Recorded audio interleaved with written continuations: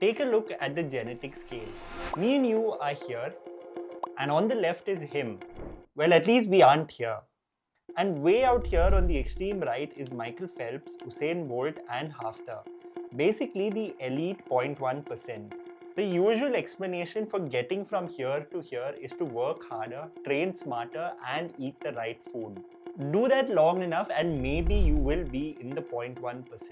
But if that were true, this chart would look very different. So in this video, I want to look at genetics through a very different lens to answer the question, how good are your genetics really?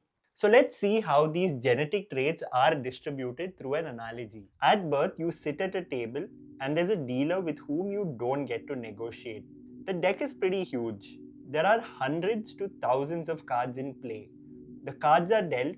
You get 2 to 3 rare cards, sometimes 4 if you're lucky. These are the cards that commonly show up: height, bone structure, broad shoulders, good looks. Then the invisible ones like muscle composition, recovery speed, and high IQ. And then the seemingly useless ones like motion sickness, body hair, migraine, and laughing in serious moments. On their own, none of these usually mean anything. But there's one part we usually miss. The card only becomes valuable if the game starts rewarding it. So let's see what exactly are the cards the 0.1% are holding. Michael Phelps, 8 Olympic gold medals, relentless training, and nothing about his work ethic is controversial. But when physiologists looked closer, they found something unusual. When muscles work at high intensity, they produce lactate, a marker closely associated with fatigue. As lactate rises, the muscle output drops. After elite races, most Olympic swimmers record blood lactate levels of around 10 to 15 millimoles per liter, and they can take close to an hour to recover from it. After record-breaking swims, Phelps only had 5 millimoles per liter. But how is that possible? He was somehow able to clear the lactate levels in his blood faster than his peers, and so his fatigue levels stayed low. But this wasn't his only advantage. Phelps was unusually tall at 6 feet 4 inches with longer than average hands. On their own, none of these traits guarantee anything, but in swimming, they happen to form a rare combination.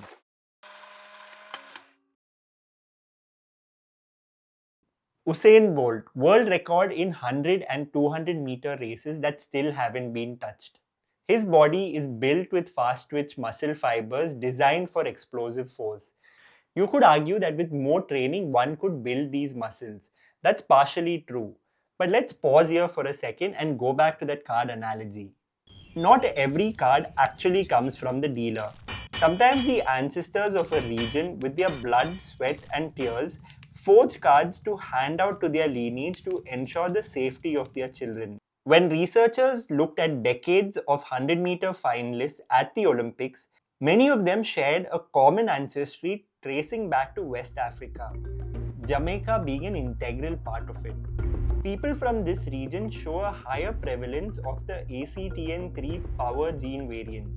This is linked to having higher than normal explosive speed. The dense terrain, short sight lines, and frequent close-range encounters with animals required the regional population to have quick reactions and explosive movements. And apart from this explosive power trait, Bolt is 6 feet 5 inches, which allows him to take fewer strides than others. So between his own geometry and a nice little gift from his ancestors, Bolt is now holding a hand that is pretty much impossible to beat.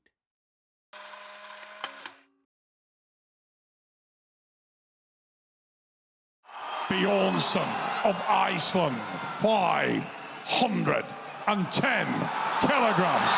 Ladies and gentlemen, there it is!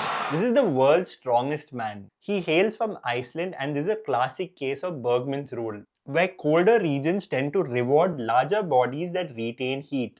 And in Iceland, it wasn't just mass. Survival depended on hauling fishing nets, lifting stones, and carrying loads over uneven terrain.